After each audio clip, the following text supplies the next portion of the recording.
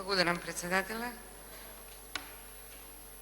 Почитуван колега Димовски, јас внимателно ве слушав и на почеток ќе се согласам со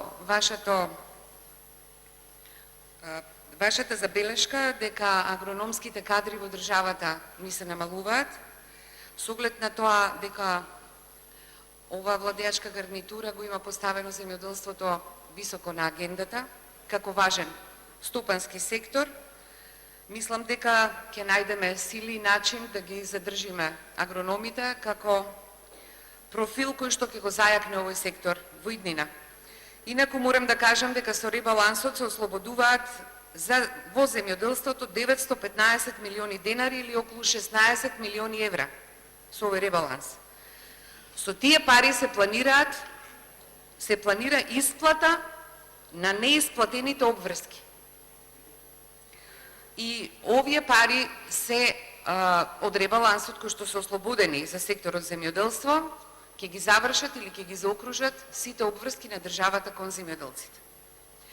Инаку во врска со интервентниот фонд, точно тоа беше наша заложба, тоа уште стои како наш концепт, но кога ја превземавме власта во 2017 година, не идовме на милион проблеми, значи на многу проблеми, и во 2017 веднаш се почна со издвојување на средства, односно интервенирање во производната и откупната цена кај земјоделците, така што се донесе дополнителна субвенција од 6 денари за килограм праски, дополнителна субвенција од 2 денари за килограм лубеници, интервентна мерка од 3 денари за предадено индустријско јаболко, интервентна субвенција од 4 денари за килограм предадени домати во регистрирани преработувачки капацитети, 1 денар за килограм предадено грозје од сортите Вранец и Смедеревка, дополнителна субвенција од 2 денари за килограм правни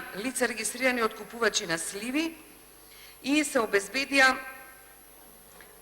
многу пари за поддршка на земјоделците за зголемување на субвенциите и разграничување во последнава 2019 година на субвенциите на развојни и на субвенции наменети за мали земјоделски стопанства под 1 хектар. И од 1 јуни 2017 година до сега за мерки од програмата се издвоени околу 180 милиони евра за директни плаќања, со тоа што субвенциите и за 2016, 17, 18, но и за 2013, 14 и 15 година се исплатени. За програмата за рурален развој се исплатени околу 12 милиони евра, за програмата за рибарство и аквакултура се исплатени околу 600.000 евра, односно вкупно од 1 јуни 2017 до мај 2019 по основ на сите програми се исплатени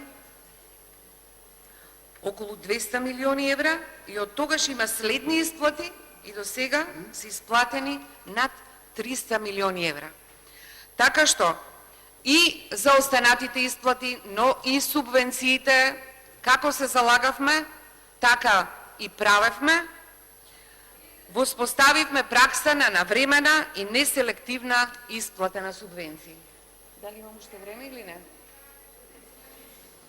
Ви благодарам. Толку.